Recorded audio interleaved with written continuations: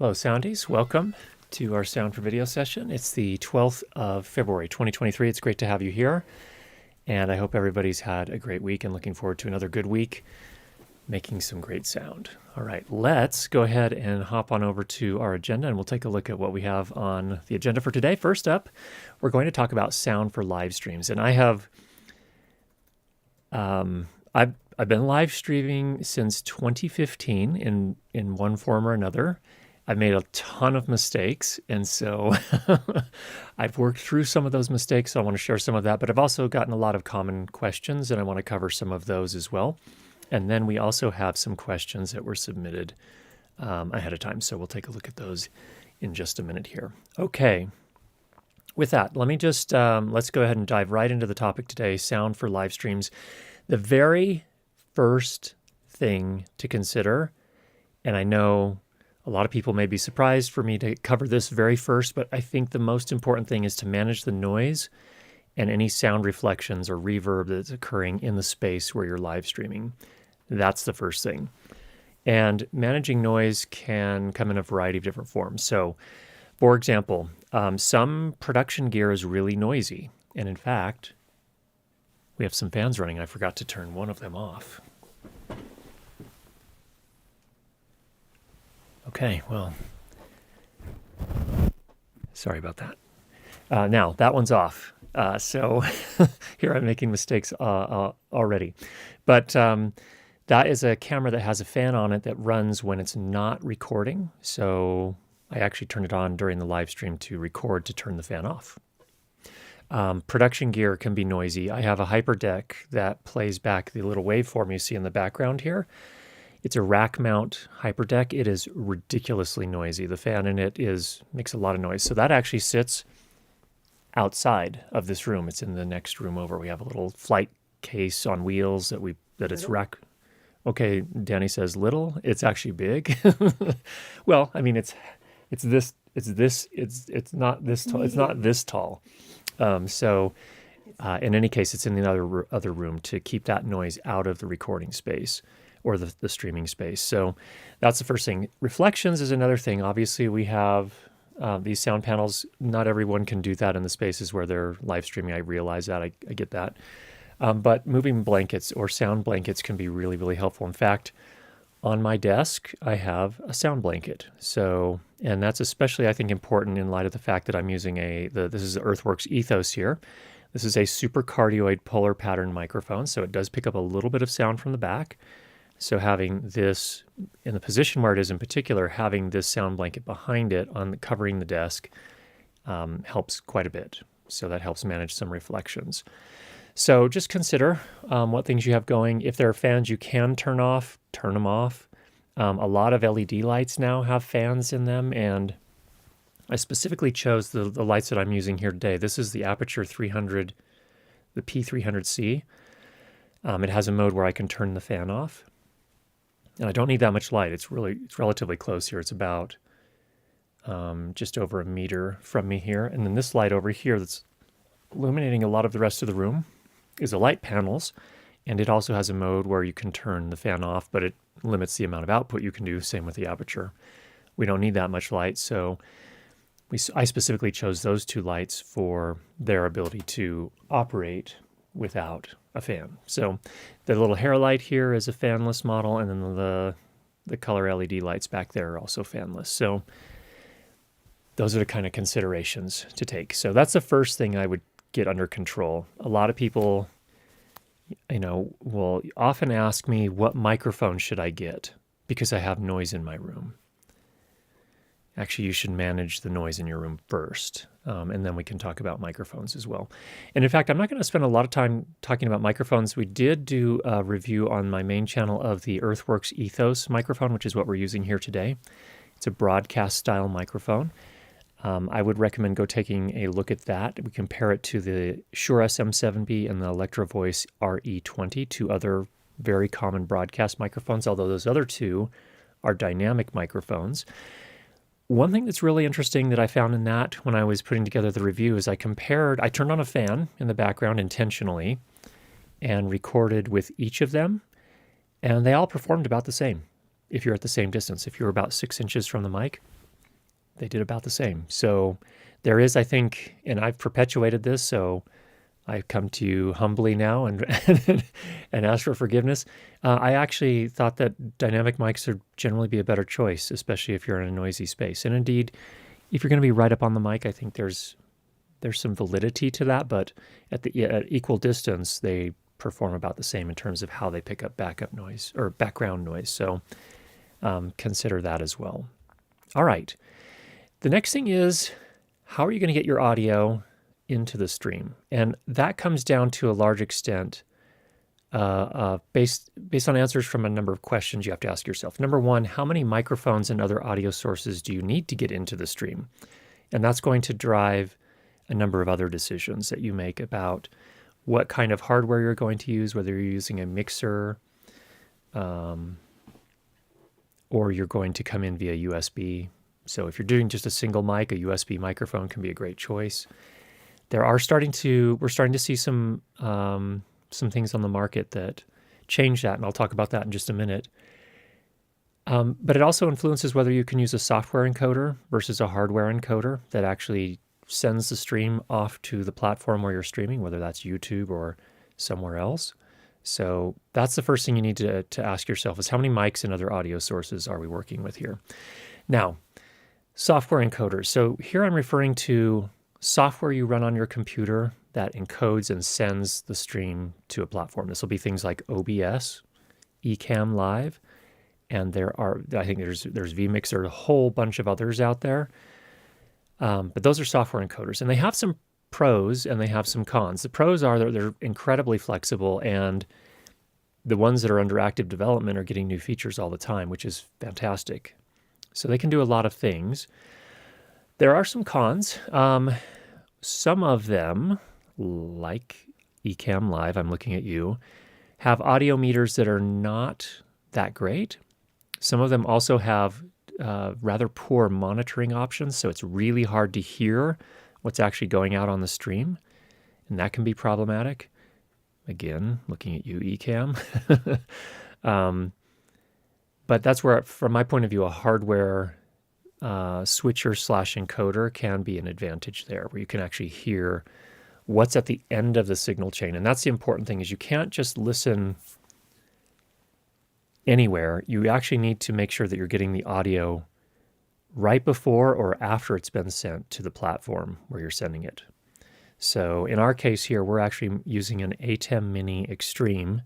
It does have a headphone jack, and so that's the program audio feed. That's what's actually then, in our case, we have a kind of a funky hybrid setup here. And I won't go into that, but we are monitoring at the program feed on the switcher itself. So the good thing about that is that we're getting the program feed audio. We're getting it before, after everything's been done to it, all the processing, all the mixing and combining and so on and so forth. But there are some cons to it as well. It does have a lot of latency. So that's why you'll notice I usually am wearing headphones when we first start the stream, and I take them off pretty much right as we start. And the reason for that is it is incredibly disorienting to listen to an audio feed. And Danny even has this trouble, even in the same room here, listening to me, is that it's incredibly disorienting to hear that level of latency. And we're talking here, I think probably several hundred, 200 to 300, maybe even to 500 milliseconds of latency, so almost up to a half a second. It's really kind of disorienting. So we'll talk a little bit more about monitoring in just a little bit. Also, if you are using the software encoders or a software mixer, personally, I find that using a mouse, and you'll see this on our outro for our live stream here. I haven't solved this problem yet, and I need to spend some time and solve it. But having to grab your mouse, get it on the fader you want to move, and then move it usually takes longer than just having a physical fader where you can just grab it and move it. What that results in is, in our outro, a lot of times my mic is not muted until after the outro music has started playing and I have a chance. So I press start on the outro music, switch back to my software mixer, then get over to the fader, and then pull it down. So that can be a little bit awkward at times. And that's partly because in this case, our live stream, we're operating with two people. Some of you are operating with a single person. You yourself are the on-screen talent presenter, plus you're operating all the technology, there are some downsides to that. And the downside is that you have a lot to go on to do. And you know, in some cases, it can result in you not necessarily being as present for the audience. Just the cost of doing it. That's not necessarily a bad thing if that's the format of your show. I'm just saying that's another consideration. So if you are going to use a software encoder, and again, lots of great cons there, the feature set on them, OBS is just amazing, absolutely amazing. But when you're using a software encoder and maybe you only have a single audio source you need to bring in, or you can use some of the newer microphones for this as well, USB microphones, is that, you know, connecting a USB microphone to your computer is dead simple, and setting it up is usually pretty straightforward. However, some of the newer USB microphones are starting to get some really nice features. So for example, the Rode NT USB Plus has built-in digital signal processing, as does the Video Mic Go 2, and the Rode NT USB Mini also has that inbuilt processing. I'm not as fond of the sound of that one, but or those other two, but the Rode NT USB Plus, kind of a medium, if I'm not mistaken, a medium diaphragm, or maybe it's a closer to large diaphragm size USB microphone. It does have that digital signal processing. What I mean by that is it has you can apply a compressor. The Shure MV7 also has this. The nice thing about the Rode is that they've also created an app where you can connect multiple USB microphones, and they will be combined into a single source, and you have kind of a software mixing app there. So that's another option as well. Now, obviously, these are not generally as great for if you're using a hardware-based encoder or a hardware-based switcher encoder like the A10 Mini series. Not necessarily, you can make them work, but not. You're still kind of, it's a little bit hacky. In any case, then you have to worry about syncing two separate devices, and it can be done, just not the most ideal situation. And a lot of people have asked me, can I just plug my USB microphone into the USB port on the back of my A10 Mini? And the answer is I don't believe it supports USB microphones. There are actually a couple that do. The Epiphan Pearl encoders actually do support USB microphones, so you can do it in that case. But the A10 Minis, I don't believe you can. Audio interfaces are another great option for getting audio into your stream. There are a ton of options out there, some really great audio interfaces in 2023 that don't cost an arm and a leg. What I would generally recommend, though, is if you are going to use an audio interface, I would plan on feeding the audio via USB into your computer. Some people try to feed the analog outputs from the audio interfaces maybe into a camera or something like that, and you can do that. But just be aware that a lot of times, unless you're using a professional level camera with line level inputs, then you're going from a balanced output on the audio interface to an unbalanced input on your consumer grade camera.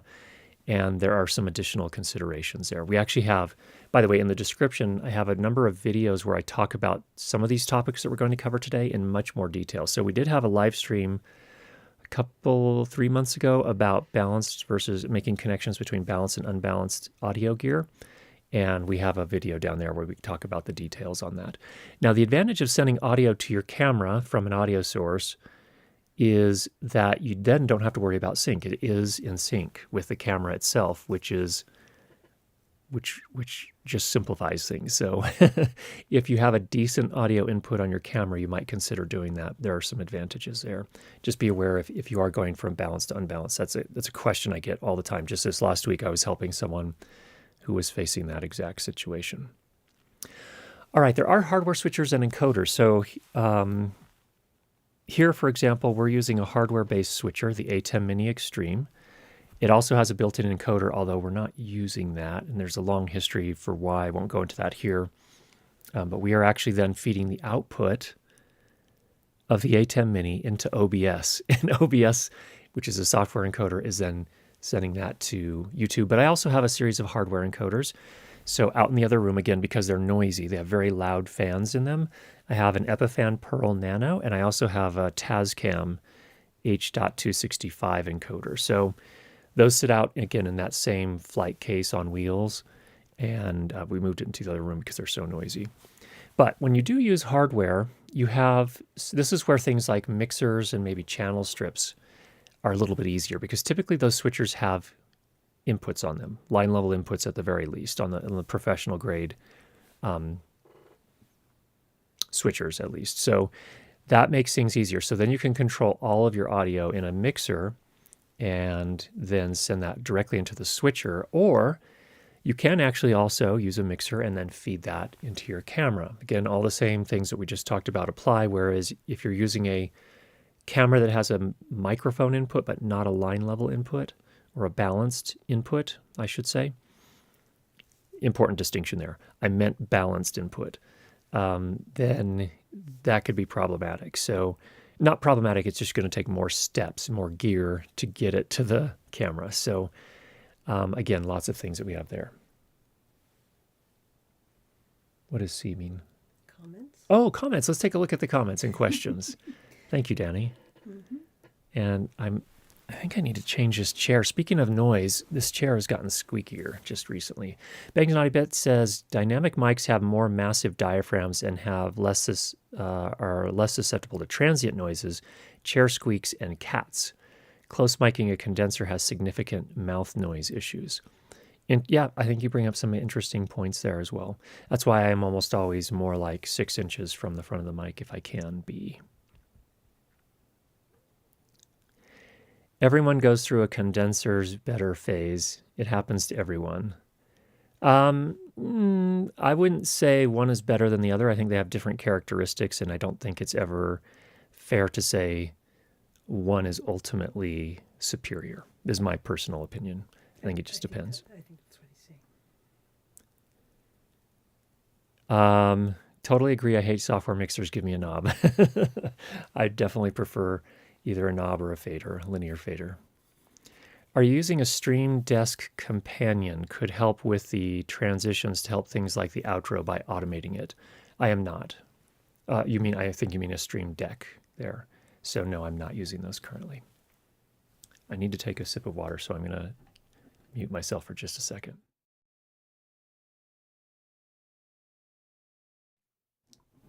Always prefer a hard fader to do things like duck the music. Better than auto ducking, more gracefully executed than even when punchy. I agree. I agree with Matt. More knobs and faders, the better. Fader jockey. It just is easier and faster. The RODECaster Pro II has changed my life for live streaming. I do want to talk about that particular device as well. I think some people have some misconceptions about it. I own a RODECaster Pro II. I love it. It's a great device. I think some people have expectations about how to use it that don't fit well within its intended use cases. So we'll come back to that. How can you transform a professional to a consumer line level? Is there some kind of attenuator? Well, usually there's a gain setting on the line input that you can adjust a little bit, and that's usually all you need. It's not that much of a difference that you need generally an attenuator in my experience. So I would just adjust the input. The input level, usually you have a little bit of a trim on the line level input. So that's usually what I do. Okay, this should say FUND, he said. So. Oh, WD-40 Chair Lube Fund. Okay, thanks so much, Vincent. I appreciate that. We're working on it. Okay, let's keep going here. Now, in my particular case, I actually use a channel strip or a mixer directly into my camera. As it turns out, this camera was purchased originally for doing corporate videos, a Canon C200, and that was purchased literally about a month before all the lockdowns in 2020 occurred. So there was no more corporate video, at least where I was working. So it turned into my live stream camera. And so that's a luxury in terms of being able to send a line level signal directly from a channel strip into the camera. It's balance to balance, no conversion, no fancy stuff I need to do. Just send it right over. And then I have the benefit of an EQ, a compressor, and even some saturation if I chose to do that, which I generally don't. So that makes it really straightforward. If you were going to a consumer camera, that's where you would need to either via cable or some other device. And we talked about that again. That video is linked below. How to get balanced audio into an unbalanced input. Now, that's one of the tricks here, for example, with the Ecamm Mini Extremes, all of the Ecamm Mini models actually, is they have unbalanced stereo inputs, 2 of them on 3.5 millimeter inputs. So those are unbalanced as well. So if you are going to feed audio from anything else, a mixer or anything else like that, including a RODECaster Pro II, you need to make that conversion. And that's a step that a lot of people miss, that they don't realize that they have to do that. So that's one thing you can do. Okay, next item here, synchronization. So if you do capture your audio and it doesn't ever go through the camera, it gets combined with the video at a switcher, then you're going to have to concern yourself with sync. You're going to have to figure out how to get the 2 of them in sync, and typically that involves delaying the audio input. Nice thing about the Ecamm, if you switch over to the Mac here for me, Danny, on the software control here, we actually have that delay built in here, so I can actually apply up to 8 frames of delay here on each of those inputs, so I can apply that here. Now, how do you figure out how much delay you need? You make a recording, and you might ask yourself, well, I don't have the fancy Ecamm that can record. Well, that's okay. Just do a private stream to your YouTube channel or wherever you're streaming to. Record, and let's go ahead and switch back to the main camera here. Clap at the start. Make that, record that stream, bring it onto your computer, bring it into a video editing app, and then go frame by frame, and you'll see the clap happen. And then count the number of frames between where the visible clap occurs. Actually, you'll hear it first, and then you'll see it. So count between where you hear the clap, how many frames there are, to when you actually see the clap, and that's how many frames of delay you need to apply, for example, here in the Ecamm Mini. That's all there is to it. It's pretty straightforward.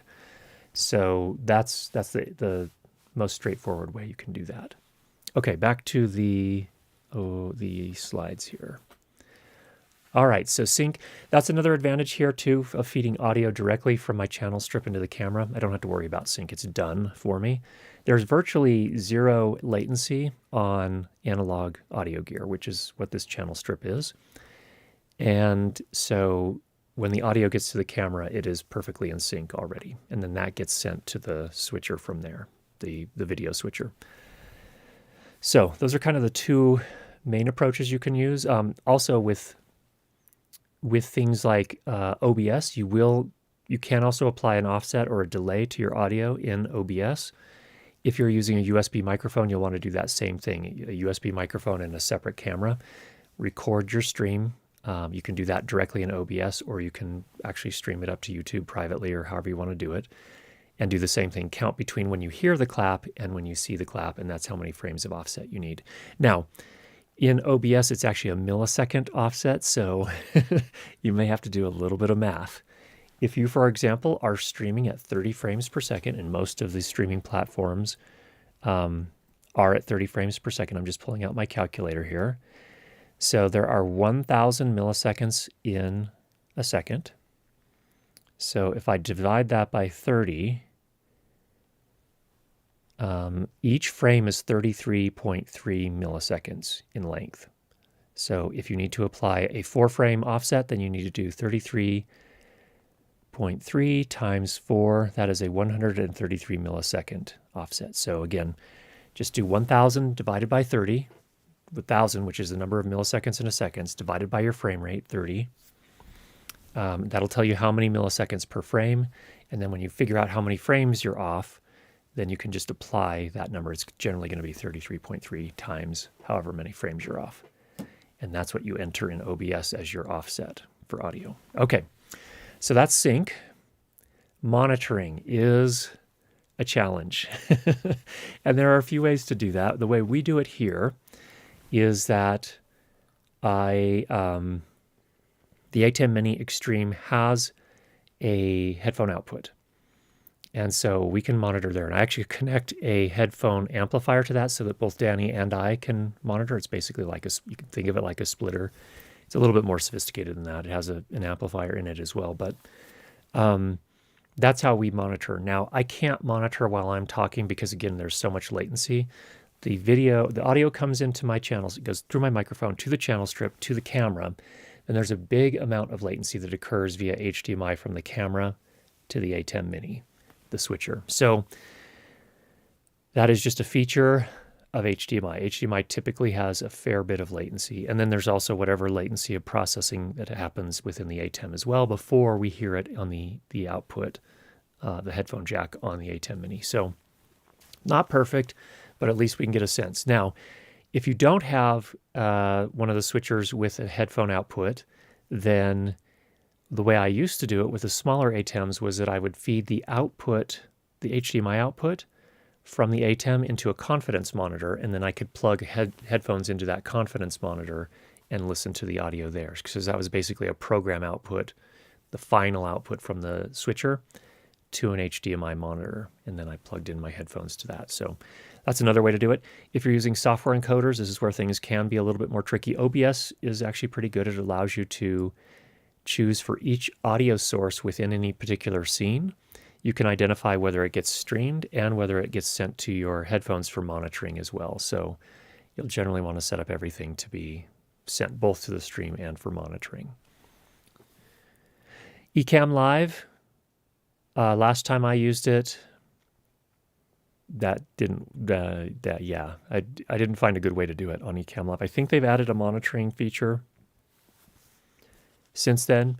I haven't tested it, but that's, I think, basically your option there. Now, another option for bigger live streams with bigger budgets, for example, at work, what I would typically do is we actually have a remote set of hosts. So the remote hosts are already in their own locations. Then we have our headquarters in San Francisco.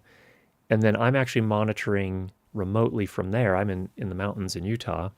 And so what I would do is I would actually leave the control room. So I'd have the control room open in a Zoom call, but I would actually leave the audio in the control room and just open up the stream on my computer in YouTube, and I would monitor there. I would pull up audio hijack, and I would have a loudness meter there, so I could send instructions back to the producer that was running the show to adjust the audio levels if necessary. And that's how we did it. That's another option if you have a team of people working on the stream. So those are some thoughts on monitoring. Again, it's one of the challenges. Okay, do we have any things to go to? Let's take a break here, and we're going to take a look at the chat and see what we've got in the chat so far. We want just a refresh of that formula. Okay, we want a refresh of the formula. The frame rate millisecond. Okay, so if you're streaming at 30 frames per second, all you need to know is that each frame is 33.3 milliseconds in length. Okay, so somebody said, well, all right. Here's the question. Yep, 1,000 milliseconds divided by frame rate. That's correct. And then what was the second part of the formula? You multiply the result of the previous part, which if you're doing 30 frames per second is 33.3, times the number of frames that your audio is off from your video. Remember, we talked about doing the test where you make a recording, you clap, and you count the number of frames there are between when you hear the clap and when you see the clap. That's your off. That's the number of frames you're off. Multiply that by 33.3 if you're streaming at 30 frames per second, and that's how many milliseconds of offset you need to apply in OBS. Hopefully that makes sense. So let's give an example. Here's my calculator. I'm streaming at 30 frames per second, so each frame is 33.3. And say I'm off by 4 frames. I multiply that by 4 frames. That gives me 133.2 milliseconds. So in OBS, I would apply an audio delay of 133 milliseconds. That would bring my audio into sync with my video, and we'd be all set to stream. Then I would do another recording and test it just to make sure visually that it works. But could you compare sound quality between RODECaster Pro II and SoundDevices MixPre 2? I think that's a fine idea for a future stream. I think it's a little tricky because they each have different features that make them, they each have different features that the other doesn't have. And so let me explain what I mean by that. The SoundDevices MixPre 2 has an analog limiter, but it does not have any sort of compressor. It does not have does not have an equalizer. It does not have the big bottom if you want that sound as well.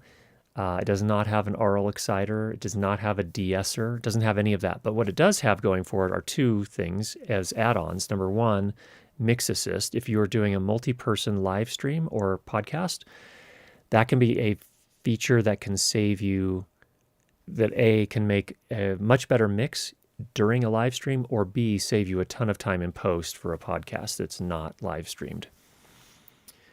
What it does essentially is multiple people, say you have two people in your stream.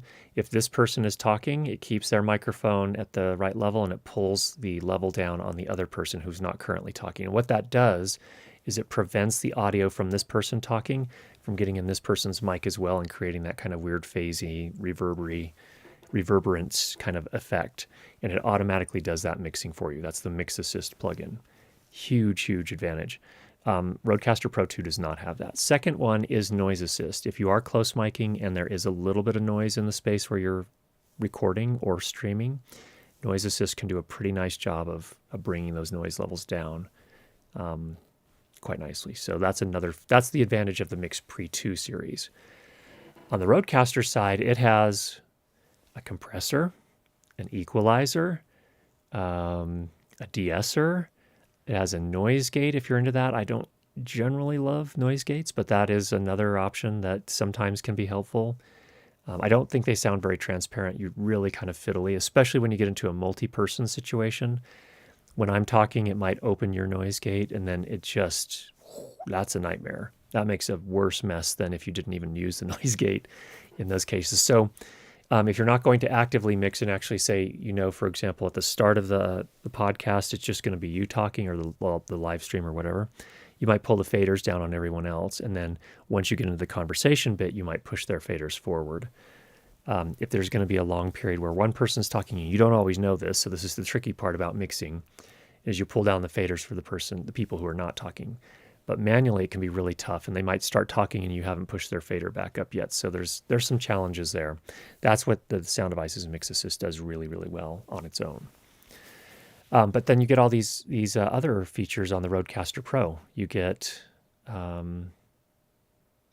you get all of the compression, all the loudness normalization, the bus compeller, which is essentially like the last. Like if multiple people start laughing at the same time, even their individual compressors may not be able to hold, kind of contain that. There's this bus compeller that actually will then manage those situations. So a lot of great features on the RODECaster Pro II. If I had to choose, I'd have a really difficult time. And it depends on which mix pre you're using as well in terms of what output you have. The RODECaster Pro II, and let me just talk about this now because this is one thing that some people don't consider. They buy a RODECaster Pro II with the intent of feeding the audio output from that directly via analog to their A10 Mini. I've a million questions on this I've received, and the problem is that the RODECaster Pro II it has analog balanced monitor outputs, but it doesn't really have just a regular line level output. So. And not only that, but those monitor outputs are balanced. Again, remember, the A10 Mini's inputs are unbalanced stereo inputs. So then you have to do that conversion. And again, video below if you want to learn all the details about your options for doing that. But that's one of the things I think trip people up is that they figure, I got this amazing RODECaster Pro. And indeed, it is amazing. But running and then they want to stream directly, use the encoder built into their A10 Mini to stream directly to YouTube. Well, the problem is you have to use those monitor outputs to get the audio into the A10 Mini, which means either a special cable that takes a balanced output and drops one of the leads from each of the channels so that it goes in as an unbalanced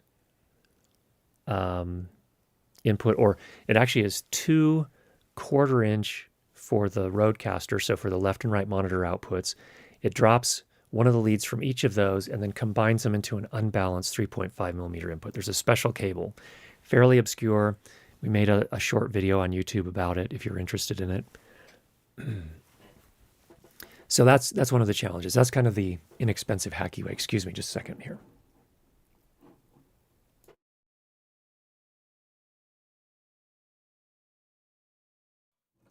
By the way, there was the example of me getting my mouse on the fader so that I could fade it down so I could take a drink.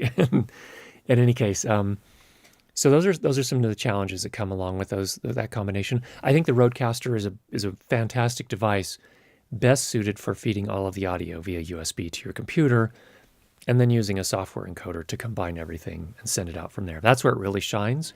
Can you get it to work with an ATEM hardware switcher? Of course. It's just not. It's not as ideal.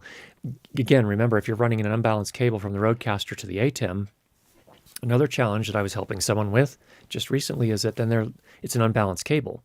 So if you're running an unbalanced cable and you're in a live stream situation in a small room and you've got power cables and power adapters all over the place, the chances of picking up some sort of interference, electromagnetic, or if you're using wireless gear, maybe some radio frequency, or even if you're not using wireless gear, you could pick up radio frequency as well. It just complicates things. So the simplest way with the RODECaster, from my point of view, is to I would not advise anyone to buy that if they intend to stream directly from an ATEM Mini and not use a software encoder. It's just not the best fit, period. That's it. Or if you do, watch our video on connecting balanced gear to unbalanced gear and follow some of those tips there. Okay. Next one, with the RODECaster Pro II, I line out to the camera balanced from monitor outs and use 2 headphone outs to feed the powered monitors. It would be useful if Rode allowed a pan feature on each headphone out. Agreed. Yeah, you know what I would love to see from Rode on that? I would love to see just a series of outputs. An unbalanced 3.5 millimeter stereo output would be beautiful. And then some dedicated balanced line level outputs as well. And they could just be 1/4 inch.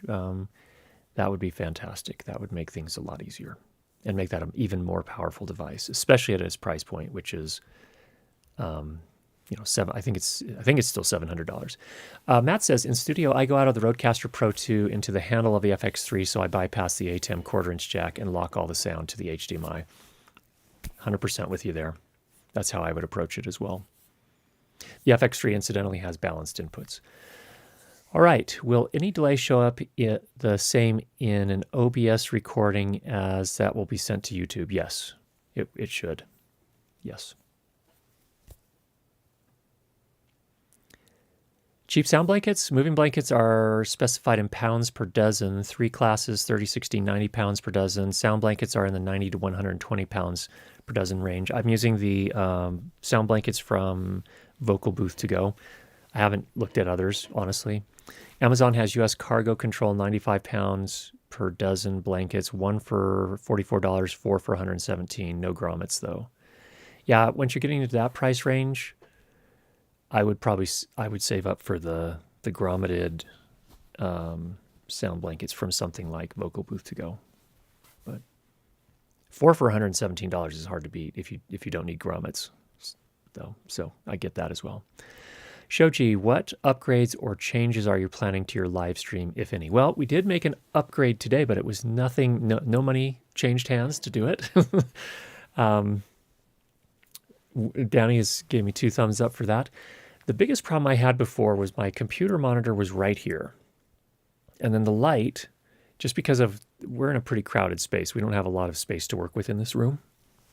So the monitor was here, and the light was up above it at a really kind of bad angle for lighting. And it was driving me nuts. I did not like it. And so I went and made an executive decision yesterday. I moved the monitor for the purposes of the stream, at least, over here, which is the only place I really have, just because of, again, the way this room is configured. And that seems to be working so much better. So now I brought the light down to a reasonable height, and I think it's lighting me a little bit better than it was before. It also feels less claustrophobic. That was a comment that Danny made, and I certainly feel that. It's less claustrophobic as well. So it's just a better feel, and That's it. No money, just moving things around to optimize. So I think there's a lot that can be done without spending money in terms of optimizing. Another thing is putting a sound blanket on the desk. Bandrew just had a video about that 4 days earlier this week, 4 days ago or last week, about how much screens. By the way, this moves that screen a little bit farther away as well, so it's a less. It's still going to reflect, but it's not as close. And then also I put the sound blanket on the desk here. I have a big desk. That helps manage some of those reflections. He did a really interesting video about that if you haven't seen it over on the Podcastage channel. So, good. All right. Mate, what wireless transmitter is good for get out sound from a mixer and use it in a live stream? I mean, not a too smart mixer. Did you mean a wireless transmitter for you to wear a microphone and then get that into a mixer? Not entirely sure what you mean there. But it sounds like you're trying to get sound out of a mixer with wireless. We'll see if they post anything. Yeah, why don't you, if you could clarify a little bit, that'd be really helpful. Okay, James, in your opinion, is it easier to compensate for the disadvantages of the RODECaster Pro II or for the disadvantages of the SoundDevices Mix Pre? I have both, and if I'm doing a multi-person live stream, I'm going to use my Mix Pre. And the reason for that is that MixAssist to me is so much more valuable than any of the other features.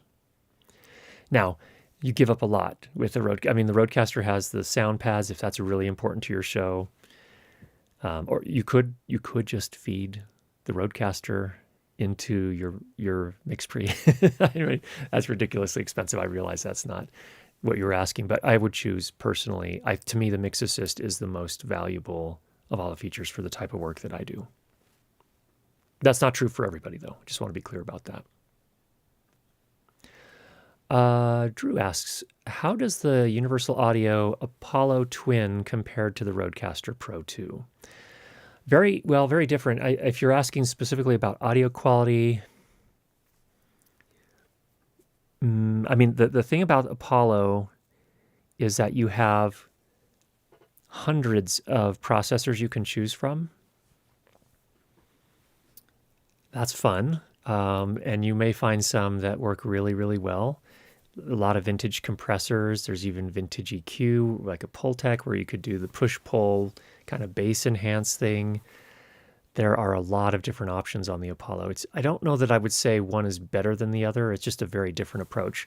I will say this, the Apollo, routing the Apollo can be a little trickier. That console app is fairly complex, fairly sophisticated, so learning that is going to be really critical to getting a good result, especially when you have multiple people. I know I ran into that issue in 2020. We had some remote guests come in. My brother had set up an Apollo, 2 mic inputs, and they weren't able to figure out how to get the second mic input into the stream with the software. We were using StreamYard, I think. It would only take the very first input at that time period. So we realized that too late, and so the guests had to share a microphone, which was very awkward. I mean, it made it work, but it was just awkward.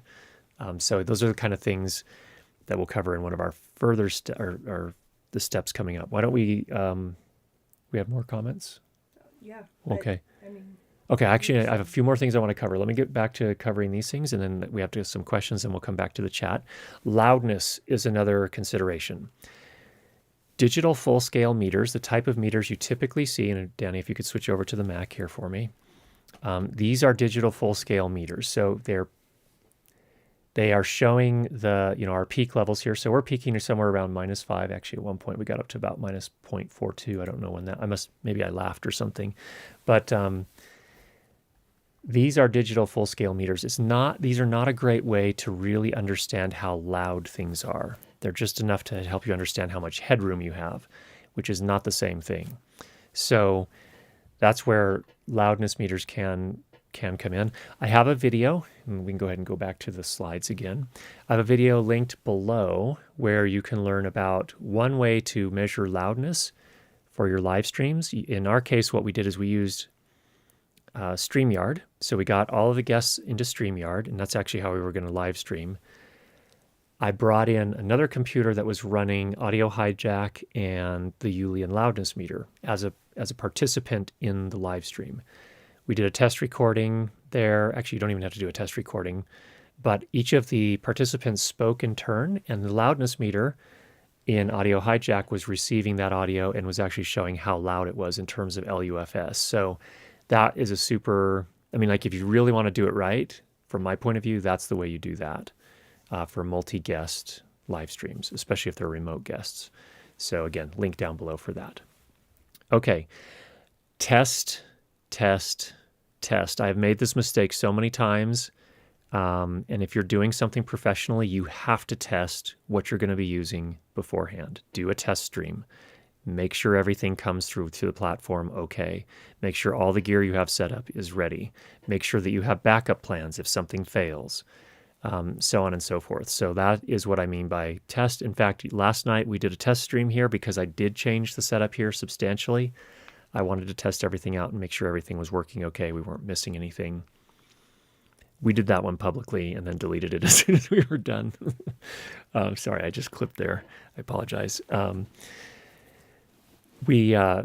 test. Especially if you're doing it professionally, don't put yourself in a situation where you have to troubleshoot and you have no clue what you're doing in a live situation and you're getting paid to do it professionally. You need to have all of that stuff worked out ahead of time. So obviously you can't be prepared for absolutely every situation, but the best way to reduce risk is to prepare for as many situations as you can. And doing a test stream is the best thing you can do to understand if you have any problems that are outstanding. So that's my biggest advice there. Okay, another thing that people miss too is calibrating levels. If you are interconnecting audio gear or audio and camera gear, you need to calibrate the levels between them. So ideally, what that involves is if you can generate a tone on the source, you need to do that. If you can't, you even just put a 1 kilohertz tone on your phone and play it into the microphone. Make sure that get it to a point where it's around -20 or the equivalent on your preamplifier, and then it's also the same on your camera. Or likewise, if you're maybe sending a mixer feed if you're sending audio from a mixer into an ATEM switcher, same thing. Generate tone on the mixer at -20 dB, 1 kilohertz, and make sure it's hitting -20 dB on the ATEM as well. That way, you won't end up clipping on the switcher when you're not clipping on your mixer. So that's a really important thing as well. In all of our classes or the courses that we have online for the various recorders that we cover, we always talk about how to do that calibration, how to set those levels. So that's the next thing. Okay, we did have some questions that were submitted ahead of time. Let me just get those first, and then we'll come back to the chat. The first one is from Kevin. Actually, all of them are from Kevin. First one from Kevin, though, is what hardware or software options can a live streamer purchase on a budget of around $200 to allow audio volume levels to be managed, as in raise the lower volume levels using a compressor or reduce the peaks for over-enthusiastic people? And Kevin, I can do better than $200. OBS can do that for you. So $0 for OBS is my recommendation. Next, he says, and how can I tell how my audio level sounds from the platform being streamed to, like StreamYard, which in turn sends to YouTube? Again, using that video I just talked about belowhand when we were talking about loudness, that tells you exactly how to do it in StreamYard. And the follow-up question to that is, do we just trust the little green microphone level indicator from the platform? Absolutely, positively. From StreamYard in particular, no. Do not trust that meter. It is basically useless, and its ballistics are very confusing and don't make any sense. So no, absolutely not. Follow that video that we have instead, and I think you'll be in a better spot. Okay, with that, let's go back out to the chat and see what we've got going on over there. Okay, so we have a... All right, I mean, get out the same sound as heard. Oh, okay. Oh, I see. So you have a live show. You want to get the audio from the mixer into a live stream switcher / encoder, it sounds like. So you need a feed from the mixer, usually the mixing board is going to have a balanced output. And they might be able to provide you an unbalanced output. Let's just assume you're using an ATEM Mini, for example. You have an unbalanced 3.5 millimeter input, so you need to get a feed of audio from the mixing board into your ATEM. Usually the mixing board is going to have a balanced output, so you're going to want to watch that video that we linked below that talks about how to take a balanced output and convert it to an unbalanced input for whatever you're streaming to, whether that be an ATEM or some other device. So that's how I would do that. Okay, there's a lot of comments and questions. A lot of comments and questions. Danny is combing through them on the spot here. Jonas asks, can you use a line transformer like the IMG stage line FGA 202 to transmit the balanced audio as long as possible and then use a really short unbalanced connection into the ATEM Mini? Absolutely. And in fact, that's the preferred method. If you are going to, yes, absolutely. That's exactly. So when you say transformer, sometimes those can also be DI boxes. So getting the signal to a balanced state, transmitting, running that longer cable there, and then just use a short cable once you convert it back from balanced to unbalanced at the end of the stream, or at the end of the run. Yes, that's the best way to do that from my point of view. iZotope RX10 or DaVinci Voice Isolation. I found RX10 was more effective generally. DaVinci Voice Isolation is a nice first step, but it's a little bit rough still from my point of view. But if it works for yours, by all means. Best audio plugins for DaVinci Resolve 18.1. What is Fairlight missing for professionals? Oh, wow. Okay, two big ones. Well, the dynamics plugins in DaVinci Resolve are actually very good. The EQ is fine as well. What I use is an indispensable tool because I'm focused on a lot of spoken word audio processing, iZotope RX. And I say that for a number of reasons. Number one, and this will sound silly, but maybe it'll sound silly, but the phase rotation, what does it call? Is it dynamic phase rotation? No. Anyway, the phase rotation is just fantastic. So many men's voices come in asymmetric, and that does a brilliant job of reclaiming headroom that you wouldn't otherwise have. There's no built-in tool in DaVinci Resolve to do that. I find that the noise reduction plugins in RX are slightly better than in the ones that are built into DaVinci Resolve. The dehummer is way better in RX than it is in DaVinci Resolve, so RX is probably the biggest one from my point of view. What is Fairlight missing for professionals?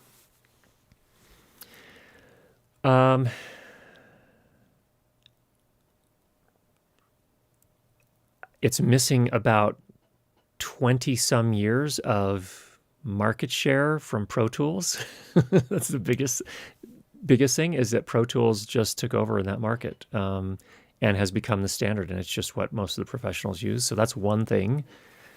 So what that means in practical terms as well is that a lot of the really great post plugins, some of them will only work in Pro Tools. They will not work in DaVinci Resolve if they're using some of Pro Tools. I'm trying to remember what the functionality is called. They have the audio suite is one thing. They use the AAX format. In any case, that's another thing to consider. So a lot of the really serious, like really high-end post plugins are going to be made first and foremost for Pro Tools, and in many cases, they'll also have VST3 or AU options as well, so you can generally use those in Fairlight as well.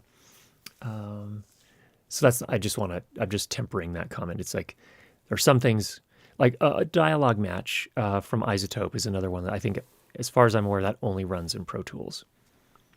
Indispensable tool for someone who's doing a lot of dialogue editing and dialogue mixing. It's actually coming along quite nicely. Anyway, Danny's saying move on. There's the start of my answer, Jimmy. Okay, Tim, has anyone tried something like this for dampening? A grill mat. Thinner, lighter weight, but with good audio dampening characteristics. I don't know what that is, a grill mat. Like this kind of thing you put on the floor in front of a grill? I don't know. I haven't tried it. It needs to be porous is the biggest thing. Jonas asks, is the MixAssist just a Dugan Automixer? It is. It attempts to achieve the same thing. They're both aiming at the same result, but it does it differently. It uses a different algorithm. In fact, on the SoundDevices 8 series recorders, they're professional line recorders, they have both Dugan and MixAssist. They're different. I find that MixAssist is more aggressive, whereas Dugan probably sounds a little bit more natural. That's the high-level answer. Alonzo, always waiting for a Super Curtis Judd review on Sony UWP-D wireless systems. It would be great. P.S. New setup works great, by the way. It gives more depth. Excellent. I just don't have the money to buy it. I'm sorry, Alonzo. When I do, or we can borrow one, then I'll do a review. Do you have the SoundDevices NoiseAssist? If so, what do you think? Did I end up buying it from MixAssist?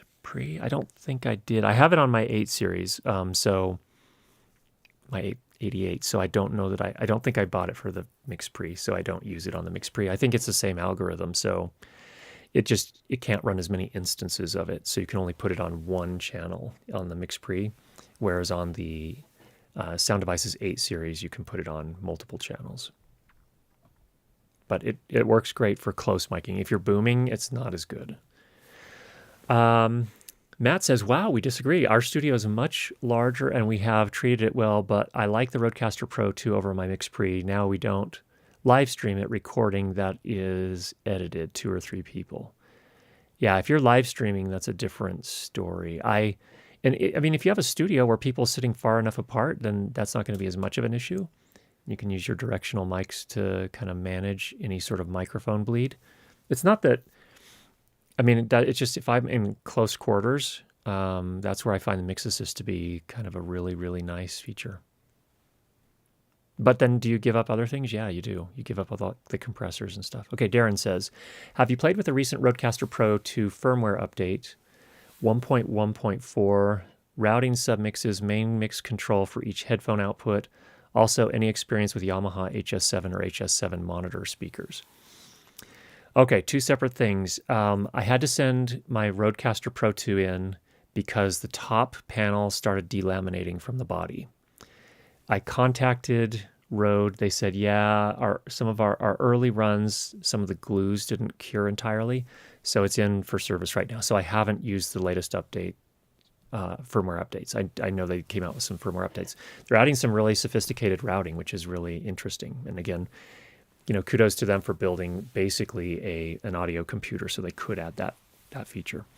Also, an experience with the Yamaha HS7 monitors. Yes, good. They're good. They have, if I remember right, they have rear ports, so you're going to want to be careful about bass trapping in the corners. Do not watch this test, LOL.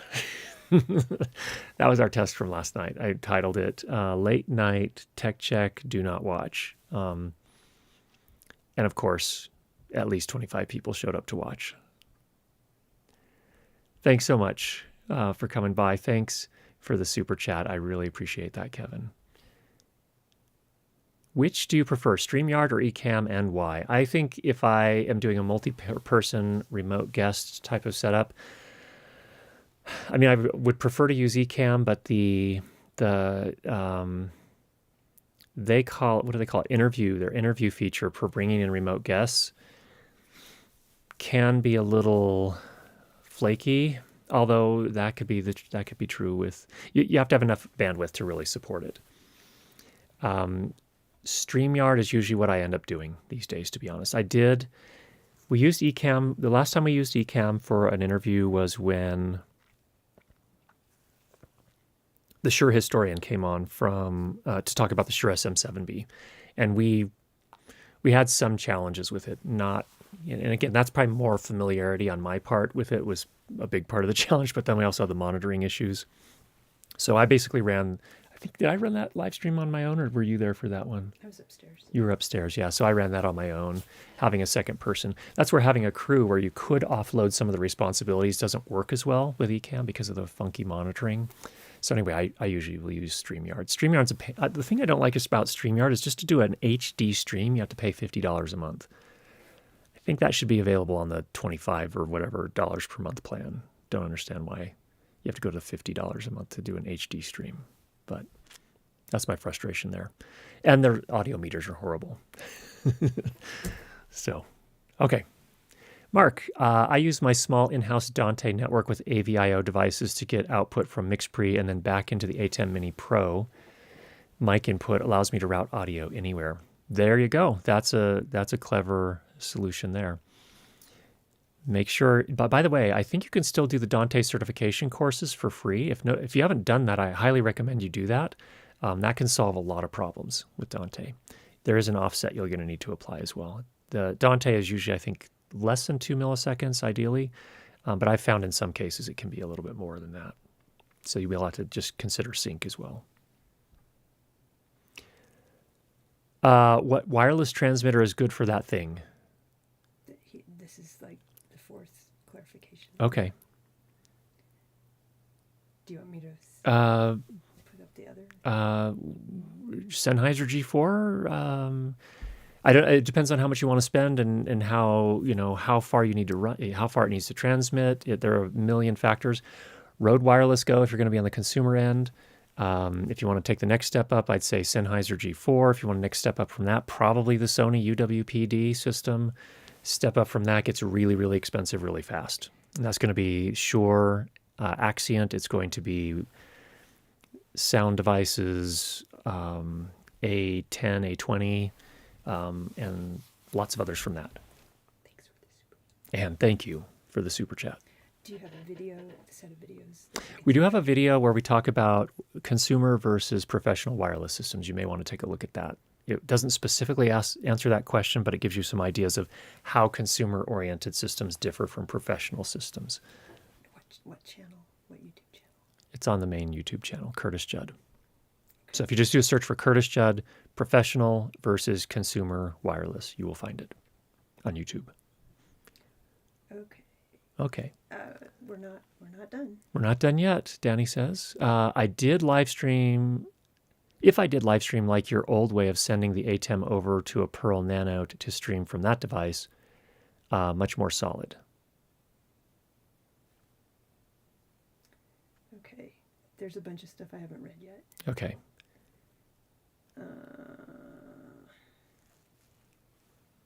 Danny's combing through the extensive chat. Sounds like there's some lively chat going on today. Well. Okay. Holy cow, we got us a ham fest going on here. There's a bunch of ham talk in the chat. Okay. Well, it's good to have a good time while you're learning. I support it 100%. Absolutely. Love it. I mean, you're watching a live stream that has a crab in the background after all, so...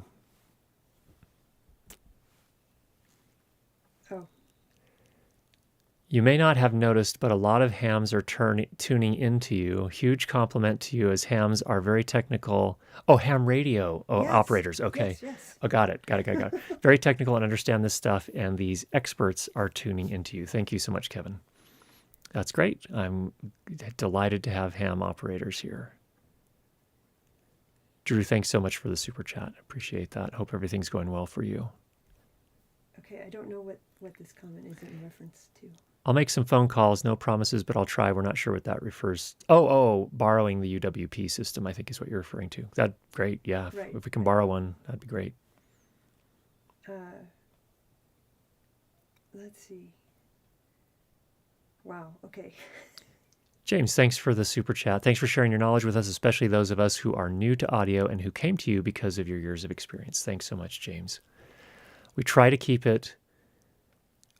make the environment here where I would have felt comfortable coming and asking these questions when I was getting started. And I don't know all the answers, I'll be honest, so it's great to have the group here. We have lots of really experienced people that show up week to week, and it's great to have them here to help answer those questions. I really see it as a community effort, which I'm so appreciative of. So thanks to everybody who's involved. Darren, thanks for the super chat. Really appreciate that. Always appreciate that. Mate, last question. How good is the Hollyland Mars 300 Pro audio quality used with the A10 Mini? Mars 300, the audio quality was okay. It was okay, not stellar. The The challenge I had with Hollyland Mars